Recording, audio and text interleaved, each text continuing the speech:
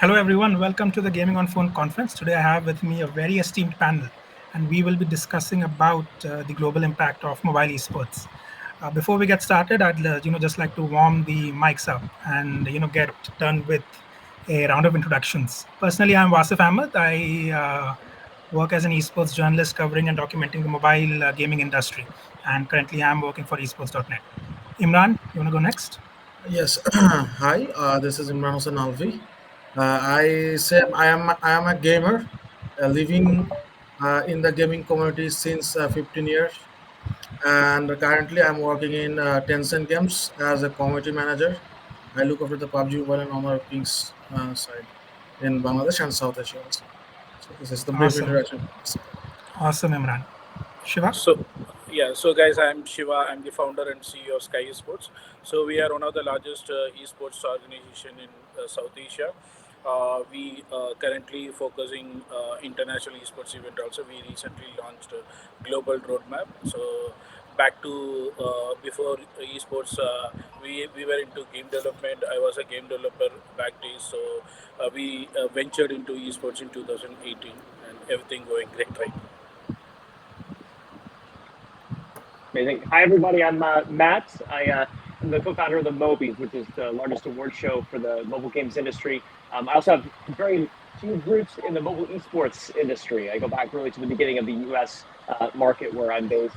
Was one of the first to contract pro teams, compete in events, run tournaments, and etc. So love the topic and excited to talk about it with everybody here. Thank you, everyone. So we'll dive right in. Imran, I'd like to start off with you. When we talk about the rise of mobile esports, I think one game which obviously comes to mind is PUBG Mobile, and because when you look at mobile esports, kind of took off after 2018.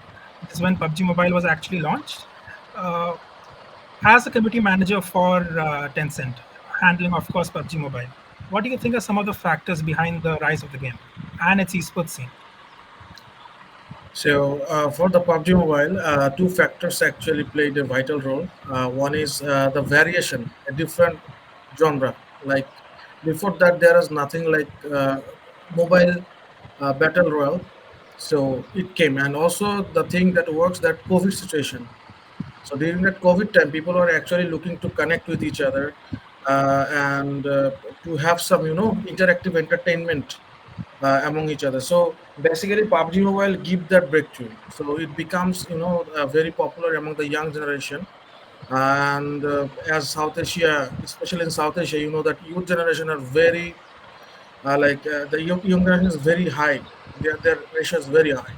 So due to that, it becomes it's like a social platform. The gaming has become a social platform for them, and that is why actually PUBG Mobile, uh, you know, uh, do best in this market, and its esports generally grow because people are finding really good and they are correcting, bringing their teams. At first, they were having fun, like it's a very good pastime. Let's play together this tournament, that one. And according, like by doing that time to time, it becomes like phenomenal esports scene. And as I again said that if you have views, if you have players, it can give you outreach in any markets, any region, anywhere. So that is why actually I think that COVID situation actually boosted up the hype, and people are looking for some interesting way to engage with them. And at that time, actually, PUBG will enter in the market. So yeah, that's actually the boost the market for PUBG Mobile. Yeah, I completely agree with you. I think as a gamer from India, which was a big market for PUBG Mobile back in the day, uh, the socials features is why we were hooked into the game. But moving on, Matt, I'd like to speak to you about when talking about the global impact. Obviously, West is a topic of conversation we need to have for mobile esports. As compared to Southeast Asia or South Asia, Western mobile esports is not there yet. So why? What do you think are the reasons behind this?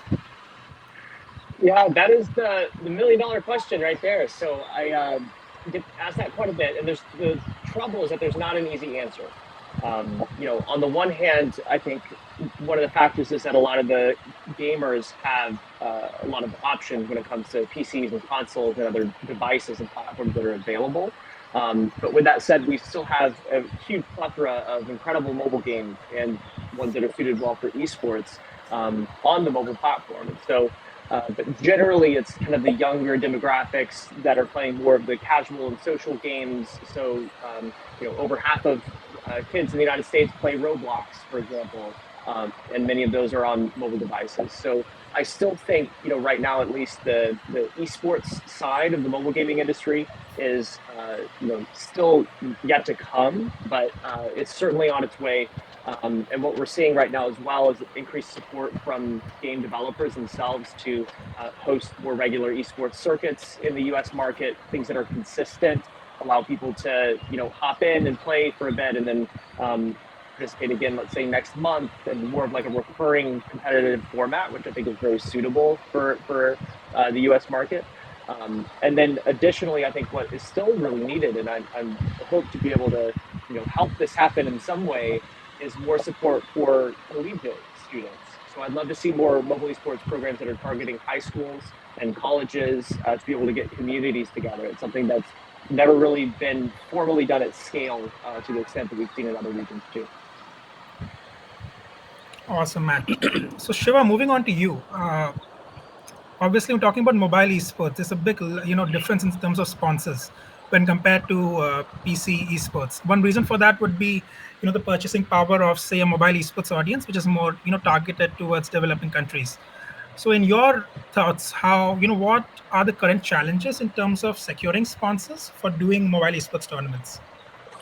See, if you see mobile esports or like a mobile device in India particularly, I can say pre PUBG Mobile, BGMI, and post, because before PUBG Mobile launching in India, the smartphone ratio, also like the connectivity, also the affordability of the smartphone was not that big. But after like 2016-17, the penetration of internet and the smartphones is getting high, and exactly like 2018 PUBG Mobile got released, and it changed drastically the Indian esports, right? And if you see like focusly on why we have a lot of issues or a lot of challenges on getting sponsorship for mobile esports. It's because of like in you take a Western or India or anywhere, predominantly like esports is meant for PC esports, right? So if you take AMD or Intel or like Logitech, any brands who are, everyone is related to PC gaming, right? But when it comes to mobile esports, only the smartphone brands or stakeholders are investing in mobile esports. So this has to change. Right now, that is the major challenge. Only PC brands are investing a lot of money on esports. That's why at Skyesports, early days we focused on Valorant a lot. Right now we are focusing Counter Strike. And I can say one more step also. When we do PC tournaments, we used to have the high profitability, but when you used to have the mobile esports, it's always like a break even or something like that, because of the wide range of sponsors or stakeholders available for PC esports. But when it comes to mobile esports, it's very less. But that will change when non-endemic brands are getting into esports. Like you take any traditional sports like cricket or football, it's nothing like the endemic brands are investing in cricket, right? But the more like a non-endemic brands are investing in like a traditional sports. So, but when the moment it comes to mobile esports, the things will change, and a lot of sponsors will come to the pictures, and that will change not only for India, for the global perspective also it will change. But time is the matter; it will take time. Okay. Yeah, sustainability is important for any industry. Uh, I'd like to move back to you, Matt. Just the same question, but from a Western perspective. How do you think are brands reacting over there to mobile esports? I know that there's a bit of reluctance from North American esports organizations to kind of enter mobile esports. I don't know if that is because of what happened with Vainglory esports or just a misunderstanding of the entire scene. But what's the situation like over there in terms of the opinion of the brands? Yeah, absolutely. I think that brands are interested. I think what we just kind of yet to see is more of a US-based mobile esports organization or tournament platform that's able to really kind of properly execute on the sponsorship side, because esports is so tough to operate here. So the reality is just that it's difficult to engage more of a casual player base in terms of viewership and content and to really drive the eyeballs, right? So I think we have seen successful sponsorships with organizations like Tribe Gaming, and certainly that they're an esports organization, yes, but they also have a very robust content strategy with a content team and many creators that are signed to them. So they do a whole host of sponsorship activations with Samsung and AT&T and et cetera. So that's really more of the strategy that we're seeing is kind of the content strategy approach, which I think is still the route to go for the industry and for every party that's involved. And taking a little bit more like a casual approach when it comes to the game and coverage. So yeah, I think that's that is really strong. And what we are seeing as well still from brands, and I've talked to a lot of them, is interest when it comes to collegiate.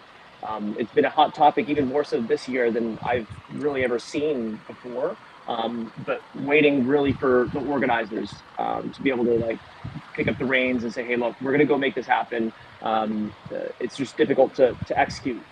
Really, at the end of the day, it's a lot of logistics. It's many tournament organizers in the U.S. market are starting to focus on events that have less operations and bigger events, bigger prize pools, viewership, and try to streamline things that way.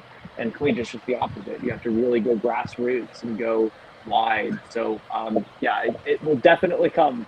But definitely, I think U.S. market's a little bit more tuned for content and more of like a casual approach to sponsorships right now. So I'd like to follow up on that. But it's a bit of a more challenging question. Why do you think has there been reluctance from existing collegiate programs, kind of incorporate mobile esports, mobile gaming to them? Because the way I see it, everyone has a mobile phone, so it's very accessible to the general consumer. Why do you think there has been that reluctance? Yeah, I think that the biggest obstacle right now is that there has to be a circuit, really, in order to properly execute a collegiate, esports league or tournament program. So, there's not much, connective tissue between the colleges. There are a handful of collegiate organizations, and they're, certainly active, but there's nothing that's really gone properly wide across the whole country and engaged lots of institutions.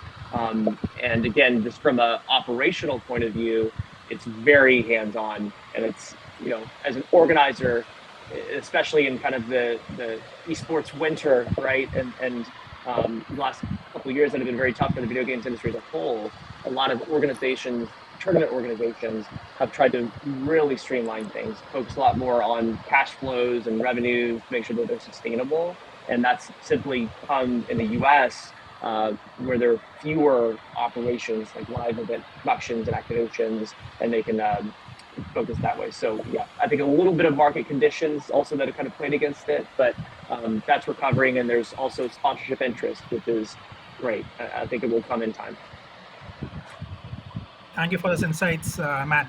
And yeah, speaking of collegiate events and grassroots events, Imran, I know Tencent, recently executed a collegiate or grassroots level event for Honor of Kings in Bangladesh. So yeah, on that topic, how important would you say is collegiate events from the perspective of an emerging region like Southeast Asia and South Asia, as opposed to Western markets? So it's about the generation. So actually the gaming as a product, our main users are actually the Gen Z, then the Gen Alpha. So according to research, it's 85% or 90% Gen Z are already in the gaming. They like to connect to the gaming, and the Gen Alpha is like 98% or 96%. They will be actually in the gaming scene to connect, create bonds. So if I say that why grassroots event are actually important, and especially collegiate event, because the generation we are looking for, they are still in these institutions. They are actually starting there, and they have proper understanding of the technology and the gamification, games, esports. They understands it, and as I said, that it has become a social media. If I say that in Bangladesh right now, there are several games working, right? Several games have been launched. So the young generation has been recently very connecting first in the game first, then they come into the Facebook or Instagram or YouTube. They connect there, but they first connect in the game. So actually, for the Honor of Kings, not only Honor of Kings, yes, For the Honor of Kings, I targeted that actually for those collegiate event that the students, the young generation are living there, and we actually targeted them for the outreach because we have hosted like 14 universities 14 like for us it's 14 universities we have hosted, and it's like I think it's one of the historical achievement for us because it was not that much big, but in a sense with the whim it has been in the 14 universities, and lots of gaming users were there, the MOBA gaming users.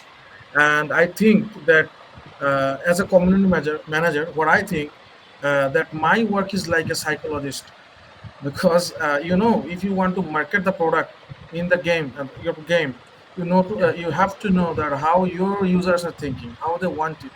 So when you create some event, you create some meaningful ways to engage, they will automatically actually grasp the user base. So that what happens, and that's exactly what we thought about it, that let's connect our gamers to an event which is meaningful to them.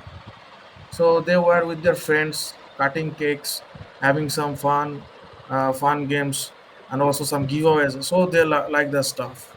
And actually, that's how we create a huge hype in Bangladesh. Not only in South Asia, but in Bangladesh, it has been the major,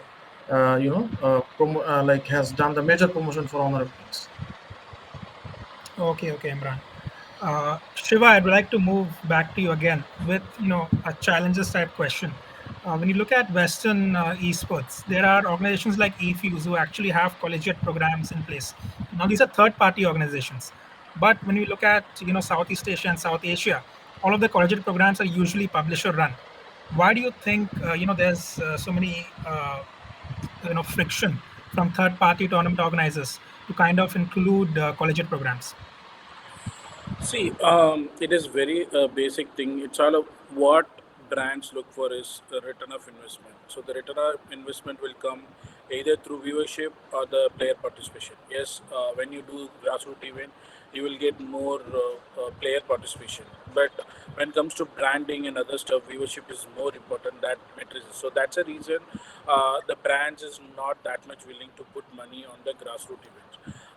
But like if you take like a Southeast Asia or India, that is the reason most of the third-party organizations are not focusing the college even that much because of for them also the return of investment is going to be an issue. For the brands also the return of investment is going to be issue. That's why the third-party organizations are not focusing that part of majorly, but publisher definitely will do because if they want to get the more audiences or new audience, they eventually have to tap the Gen Z audience. So grassroots is important for them. But comes to Sky Sports, we something different from other tournament organizers because Sky Sports in 2018 we started with the grassroots program. Until date, even we are doing a tier 1 tournaments, parallelly we are doing a grassroots tournaments for like a Counter Strike or EFC or like real cricket, or you take BGMI, any game we always focus on grassroots because I strongly believe without Ranji Trophy there is no cricket. Right, without grassroots, this is not only for esports, this is for traditional sports also. Without proper academic or like a grassroots event, that there won't be any sports also will be constantly will run for 100 years. So grassroots is very important. It's all about how we are going to sell the grassroots programs to the brand. That's we are strongly like whatever we do, the collegiate event or like school events, we know how to sell to the brands and how to give the return of investment. That's why we are different. And we are like constantly pushing grassroots program. And also like whichever publishers comes to India, they primarily partner with Sky Sports because we know how to crack the collegiate event. That's the reason all the major publishers who are coming to India for the first time, they will partner with Sky Sports. Okay, Shiva. And moving back to you, Matt, when you look at the past 5, 6 years, there was, the discourse on Western Twitter mostly about mobile gamers not being real gamers. But obviously, over the past 3, 4 years, when you look at the top five most watched esports tournaments of last year, three of them are, I think, mobile esports tournaments. So how do you think that psychology has kind of evolved over the past year due to the impact of mobile esports? Yeah, I think my first impression of that is that mobile gamers never cared what anybody else thought about us. So Yeah, we yeah. kept doing our thing, and now the numbers speak for themselves. And I also thought it was funny that Dr. Disrespect, the one that kind of coined that phrase or what have you, went on to go work with mobile games on his channels, did some crossover events with big mobile content creators like Ferg to be able to build his audience and get more content going. So glad to see him come over to the dark side a little bit and open up his mind to mobile gaming. But I think what mobile gaming and mobile esports really puts on display is just the accessibility and how wide the audience is, right, for some of these top games, and certainly just getting started there. Okay, Matt. And I'd like to get all of your opinions on this one by one. What do you think are, the emerging markets, the next emerging markets for mobile esports, and what genres of game do you think would fit them? Imran, can start off with you. Sorry, I think, can you just repeat the question, please? Yeah, what do you think are the next emerging markets of mobile esports? Obviously, I think when you look at mobile esports globally, it has kind of plateaued at markets like Brazil and Indonesia. What do you think are the next markets, and what genres of games do you think would fit these markets? Oh, currently globally, what I think is that after the battle royale, I think mobile MOBA is going to sweep the market, and there are already two MOBA games here, and we are also here the Honor of Kings. And yes, you are right that Brazil, Turkey, these are actually the rising region for mobile gaming. Lots of LAN tournament has been happening. Even our Honor of Kings Invitational has been in the Turkey. Even the PUBG Mobile Global is posted in the Turkey. Also, especially that I need to mention about the Saudi Arabia. Uh, that is like Esports World Cup is the biggest, is going to the biggest, I think, and that is going to be the game changer. Like for us also, as you know, in South Asia, especially the Asian region, the gaming is like a taboo. Like what you will do, you like from the gaming or esports. So yeah, for if I say region, Saudi Arabia, Turkey, Brazil, and also UAE, especially the Middle East region, is going to play huge. And if I say that from the Asian region, Mongolia has done a lot from the esports team side, because you have, I think you also know about the PUBG Mobile in esports scene. The Mongolian players has been doing really quite well, and also from the Indian market, the Indian esports scene also going. Indian esports player have also that much popularity. So yeah, uh, I think India will be also there in the top five list. So that's my prediction on the like the region that will go. And yeah, for my bet, it's like next it's mobile MOBA, definitely, I think so, because already the esports chart is showing the viewership, which actually League of Legends and MLBB, PUBG, Honor of Kings, they're actually doing quite well. Yeah. Yeah, fingers crossed for Honor of Kings. I know you guys have a very, ambitious plan for the game globally in terms of the 15 million global investment. Moving on to you, Shiva. What do you think are the next emerging markets or trends for mobile esports? I think India is going to be the most emerging country if you take down the time 2 to 3 years. India is going to be more diversified region. It's not about like MOBA or like a battle royale. Also e-cricket, like sports games like FIFA, real cricket. So MOBA. FPS games. So India is going to be a most beautiful, diversified country for esports and gaming. I think next 2 to 3 years, India will be the number one in emerging thing. Okay, Shiva. And Matt, your thoughts on this topic?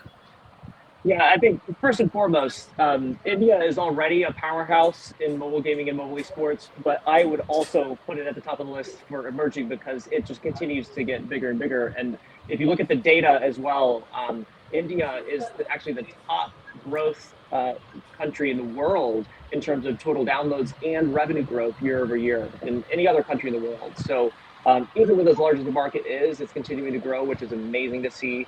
And I've also been keeping pulse on kind of market data and other podcasts and stuff like that. And so was listening to a representative from Google Play even recently who said that those numbers coming out of India, revenue and everything, might even be underrepresented, right? Just because of data collection and stuff like that. So if you put that also on the table, I still think it's a sleeping giant, even more so than people already know. On top of that, I think, in addition, I would say Turkey. It's one region that everybody already knows is an emerging market, but I've seen a lot of increased activity. Everybody seems to be talking about Turkey right now in the mobile games industry. So a lot of investment coming in and activity over the last 6 to 8 months.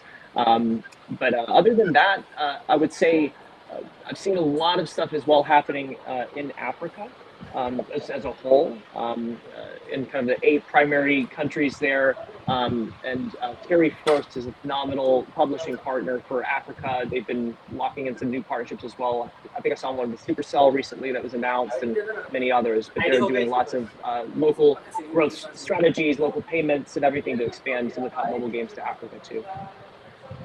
Awesome. And Imran, Matt, I'd like both of your opinions on this. PUBG Mobile Global Championship this year, it's happening in the United Kingdom. What do you think would be the impact of such a large-scale tournament happening on Western soil? Imran, you want to start off with that? Would we see, Yes. more gamers coming into PUBG Mobile in those regions? Yes, definitely, because the mobile titles need to be going there.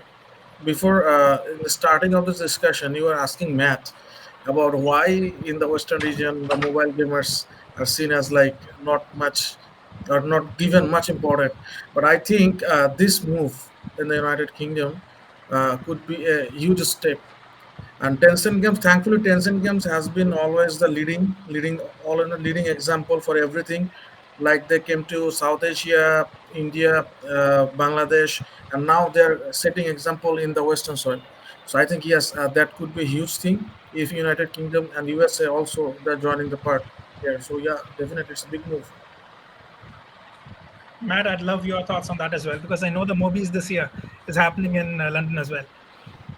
That's right. I think it's a great place to host events. So maybe I'm a little bit biased, but no. So I think it's phenomenal to see more large-scale mobile esports events. I think anything like that just helps to get more attention and awareness about the esports industry as a whole within the markets, which is really great to see. And it's one of those things where it's almost like if you build it, they will come type of thing, right? Where when you really put on a great show, like we know that the game can. It really puts on display what's possible, and people see that and just want to be part of it. So it's how I personally even just got so deep and in love with the mobile esports industry, is because I got involved right around the time that Bangalore was ramping up their esports programs and stuff. And so I got to see it firsthand. I went to an event and got to experience it. And I didn't have a team at that time, but man, if it was not very shortly after that I went and signed the first Clash Royale team that was contracted, and I'm like, I want to go do this in Clash Royale. So I think it's great just to show more examples of success, and hopefully we can start a movement here in the Western market. Awesome, Matt. That is pretty much from my side. I think we can take some questions from the audience. Starting with Astrid, they ask, what do you see as the most significant trends shaping the global landscape of mobile esports currently? I think we have covered that. Yeah. If anyone has something else to add on that in terms of significant trends shaping the global landscape of mobile esports currently. Anything from anyone? I'll add just a small note on kind of a little bit of what we've already talked about, but what I think is important to distinguish is that, especially in the West, doing a format that's accessible to everyone, right? So esports for everyone, which is a little bit more casual sometimes because you have to have a path to pro for the everyday player. You have to have just regular events that they can pop into without a huge commitment. They're not signing up to compete in an in-person league over 4 months, and that type of thing, to make it easy for people to get involved in. So I'd love to see more evolution there and kind of the amateur level esports participation. While we're on the topic of trends, I think one tournament series we need to talk about is the Esports World Cup. Obviously, I feel that mobile games have been more accepting of the Esports World Cup as opposed to Western organizations. Now, there are many reasons for this, but we'll just keep it to the impact. What do you think is the impact, given the Esports World Cup and the scale of a large scale event in the MENA market? Imran, I think you can get started with this because I know Honor of Kings PUBG Mobile, they've already signed an agreement with the Esports World Cup Foundation to keep those two games in the Esports World Cup for the next 3 years. Yes, for MENA region, it's actually already it's growing market, and it's already like maturing. Honor of Kings PUBG Mobile has been one of the top esports title in there.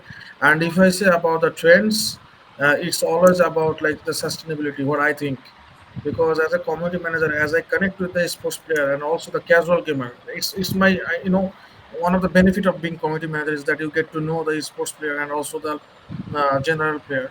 So what I understand from the topics or conversation is that they want something which is sustainable. They can go through a career. Like let's say we have PUBG Mobile esports player. They don't want to come in another games because they're already investing their time, money, and effort in there. Also for same for the Honor of Kings, they're playing the Honor of Kings, investing their building up teams, and it's not easy to build the teams. So what I think about setting the esports trend is their sustainability. League of Legends, Dota 2, they have already done it. Counter Strike has done it. So yeah, for esports, the trendsetter is the sustainability. That's the first thing, and also prize pool is another thing. And the third thing is, I think, the popularity of that game. That actually, if it's popular and accessible to everyone. And mobile esports, I think mobile esports has that kind of opportunity. Because if you talk about the Asian market, especially South Asia, in South Asia, India and Bangladesh, I would mention these two countries is the like hub for gamers.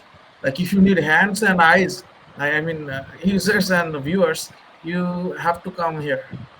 And from my experience, as I have seen the like when there is PMDC event or PMNC, so I have seen that the major viewers are coming from the South Asian countries. But if you say uh, the growth according to the trend, it will take time. It will take time because there are a lot of taboo, like old concept, like the baby boomers and the old generation of us, they still have to accept. And I hope within 3 to 5 years, 7 years, the thing might change.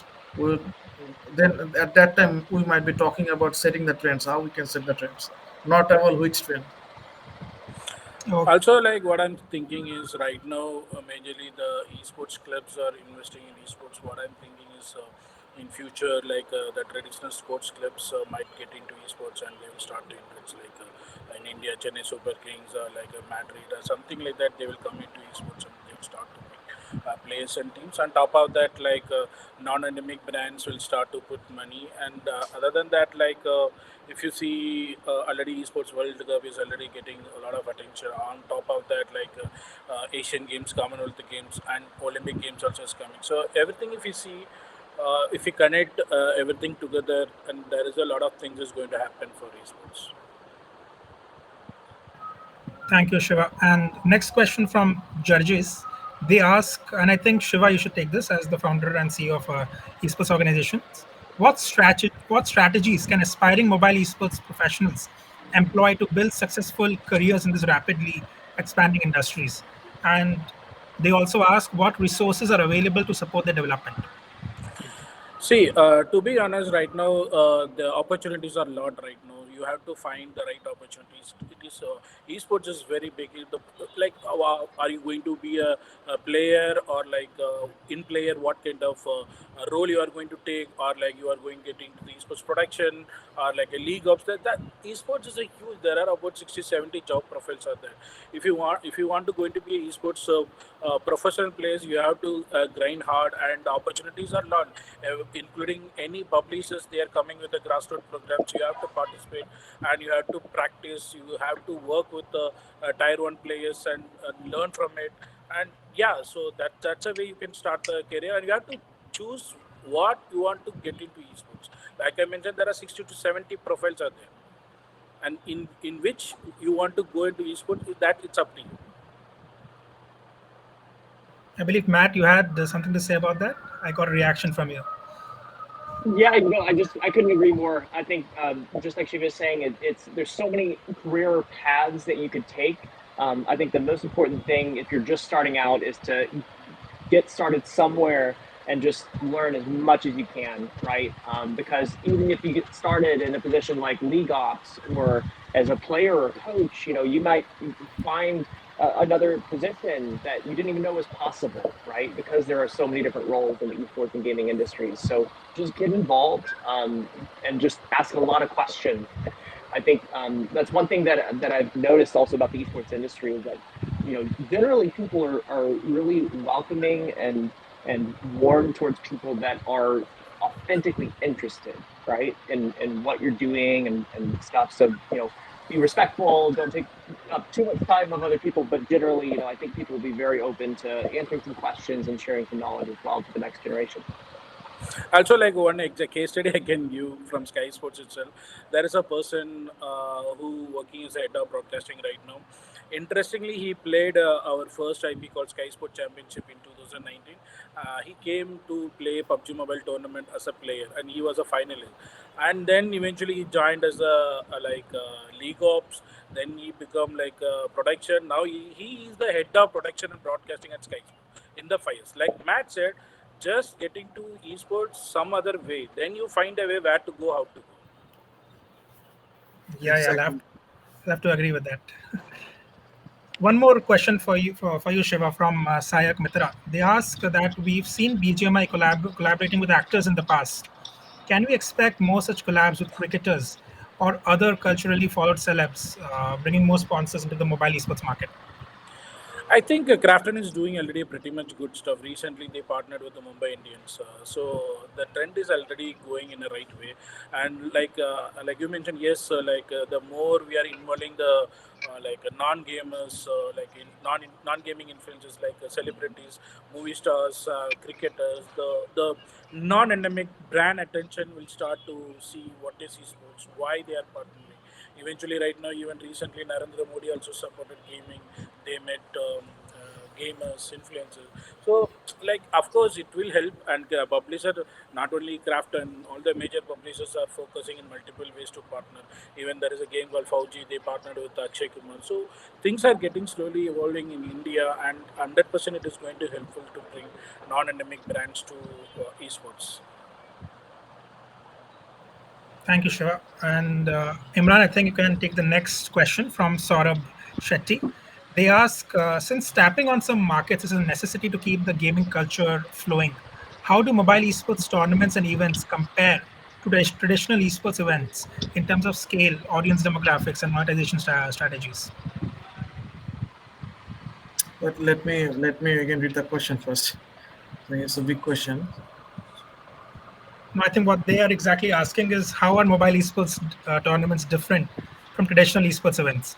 Like comparing PUBG Mobile with League of Legends or Dota 2 tournaments, how are they kind of different in terms of the audience and the sponsors as well? Oh, I think it's about the League of Legends or even the MOBA generation or the Battle Royale. They have like their own genre audience because who is watching the Battle Royale? They're actually fond of the Battle Royale.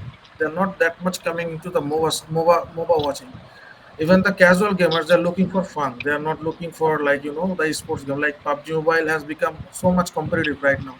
Once upon a time we used to play, it's like a casual, it's fun, but right now if you play like you have lesser skill, you get to sometimes you have to face the toxicity in the game that you know so yes, what I think is that the main difference is based on the genre, actually the audience like, the user like, the person like, and the sponsor also differ because it's about the size or the popularity, because there is need to be the return, return of investment. So the sponsor actually look where they can get more benefit, they can earn more, they can have more views, more visibility.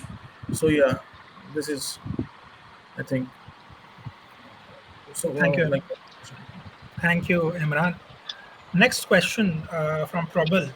They ask, how do you anticipate the metaverse and emerging technologies like virtual reality and blockchain to M&A activity in the gaming sector in the coming year? And if any one of you have thoughts on that. in terms of emerging technologies, virtual reality, and blockchain. Yeah, Obviously, we see a trend of new games in those spaces. Yes, Matt. Yeah. So already Web3 games is start to evolve in India. I mean globally also. So the blockchain. So we just need to wait for the proper regulation and other stuff from India. And once it started in India, the web chain, the like a blockchain web things will get bigger. And of course, VR is always the it's a hand to hand for gaming. Okay, Shivant. Speaking of next generation technologies, question from Jan DeVry on 5G, 6G, and cloud gaming, the impacts of these technologies on mobile esports. Uh, I would like to get all of your thoughts on this because obviously 5G and the cloud gaming, when coupled together, we can get access to AAA titles from your mobile phones. And, Matt, I think we can start off with you in terms of the adoption of 5G cloud gaming in the Western markets. yeah, absolutely. It's definitely one of the hottest topics right now, and also something that's going to really just transform the whole industry. Because exactly like you said, Wasif, as soon as there's a rollout of both of these technologies, you're going to be able to just play any game that you want on your phone, and it becomes a complementary device, right? Just like you play on a monitor or TV screen. You can play console games, you can play PC games, whatever you want, right? As long as you've got your screen in your pocket. So it also gives us the ability to play AAA quality games without any need to run any sort of processing on the local device. So cloud gaming in that respect is incredibly powerful. So I think also from an esports perspective, it can get really interesting because then suddenly also I think dynamic can change for live events. To have more of an ability for everybody to play in person. Um, uh, you have some very innovative live event formats that use mobile games, and that's something that I'm very excited about. Uh, so yeah, I think that we've seen in the United States as well. Verizon's really pushing the envelope there. AT&T as well. All of the major carriers, T-Mobile and everybody, is really focusing on 5G, getting that narrative out that they're pushing aggressively. Gaming is a great way to do that, just to kind of demonstrate the power of the technology and also communicate. It's a great marketing vehicle for them as well. To be able to communicate the power of 5G cloud gaming to be able to really let you do anything, right? So yeah, really really excited about that. I think it's going to completely shake the mobile gaming sports. Shiva, Imran, I'd like to get your thoughts on this as well, in terms of the So adoption of 5G in emerging markets. see, back to 2017, 16, when we have a 3G access or downloading like a 50 MB game itself is very tough in India, right? So you need a Wi-Fi to get download to get 50 MB mobile. So imagine like after we changing into 3G to 4G, 4G to 5G, the evolution is going high. Like right now we are sitting with the 500 million casual gamers, and it is projected to going to like 700 or 800 million gamers when the 6G launch and all. So it is like easy access to people. Right now there are about 70% internet users are in India, and once the 6G launch and 2027 28 we will be like into the 90% internet users globally, right? So that's a way trend I'm seeing in India particularly, and globally, like Matt said, it will be easy access to download, play AAA title, and you don't need a console or whatever. You can access through mobile right now. Already, PUBG Mobile, every game we are playing in good quality game, and when it is launched, it will be easy access for everyone get into the AAA esports title or AAA gaming title. So, from my side, from my opinion, I think the more fast the internet, it's more better, because for the sports and we know actually the Asian countries knows how it feels. Yes, yes. So yes, the more speed, more better. And about the cloud gaming, I think if there is cloud gaming, the AAA title game will be there definitely, and I think through this we'll have our the casual gamer community will grow, because there are lots of very popular casual gaming title, but still, uh, I would say that the infrastructure we need. Okay, so yes, I have like there if the infrastructure is there, I think cloud gaming also can like boost up the market of casual gaming side. And yes, I think that's it because for esports and gamer, esports player needs fast internet, and for the casual gaming side, if the triple A title, you need internet, but for most of the casual games, like medium speed internet connection works. So yeah, more fast internet for better. This is Uh, the tech of mine. Okay, I think we're running out of time, so we'll just wrap it up right here. Thank you so much, Imran, Shiva, and Matt, for your time. Obviously, this is a topic where we can speak hours about, and we'll still have something to say. But yeah, thank you so much for making time for this, and have a great day ahead. Thank you, Asif. Thank you, Imran. Thank you, man. Thank you, Thank you, Shiva. Thank you, Wasif. Matt. Thank you, Thanks, Wasif. Imran, Shiva.